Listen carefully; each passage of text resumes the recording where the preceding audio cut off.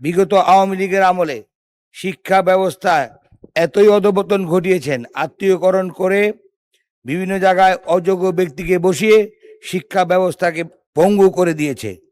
গত 28শে জুন তারিখে আমাদের সুযোগ্য শিক্ষামন্ত্রী পাবলিক অ্যামেন্ডমেন্ট অফেন্স আইন 2026 এই মহান সংসদে উত্থাপন করেন।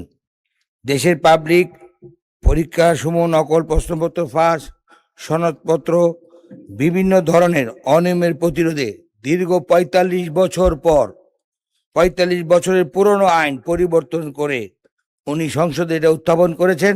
এটা অত্যন্ত জরুরি একটি বিষয়। আমি আশা করি এটা সংসদে পাশ হবে। আমি আমাদের শিক্ষামন্ত্রীকে এই একটি আইন সংসদে উত্থাপনের জন্য ধন্যবাদ জানাচ্ছি। প্রতি সপ্তাহে সর্বোচ্চবার বিকাশ পেমেন্টে 50 জন হবেন পেমেন্ট চ্যাম্পিয়ন। জিতে নিন টিভি সহ আকর্ষণীয় সব প্রাইজ। এই বিলটি বাছাই কমিটিতে প্রেরণ করা হোক। মাননীয় স্পিকার, বিগত আওয়ামী লীগের আমলে শিক্ষা ব্যবস্থায় এতই অধপতন ঘটিয়েছেন, আত্মীয়করণ করে বিভিন্ন জায়গায় অযোগ্য ব্যক্তিকে বসিয়ে শিক্ষা ব্যবস্থাকে পঙ্গু করে দিয়েছে। দেশের এই পরীক্ষা প্রশ্নপত্র পাশ করার ক্ষেত্রে আমরা অভ্যাসের দাস। সবাই আশা করে থাকতো প্রশ্নপত্র পাওয়া যাবে, লেখাপড়া করার দরকার নাই। প্রত্যেক পরীক্ষার আগে দেখা গেছে বাজারে প্রশ্নপত্র বিক্রি হয়েছে।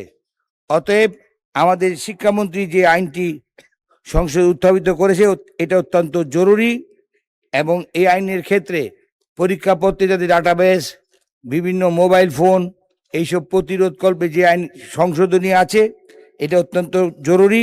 আমি আশা করি সংসদে এই আইনটি পাশ হবে এবং জনমত যাচাই এটা প্রেরণ করা হোক। এবং আমি শিক্ষামন্ত্রীকে ধন্যবাদ জানাই এই আইনটি সংসদে উত্থাপন করার জন্য। ধন্যবাদ মাননীয় স্পিকার।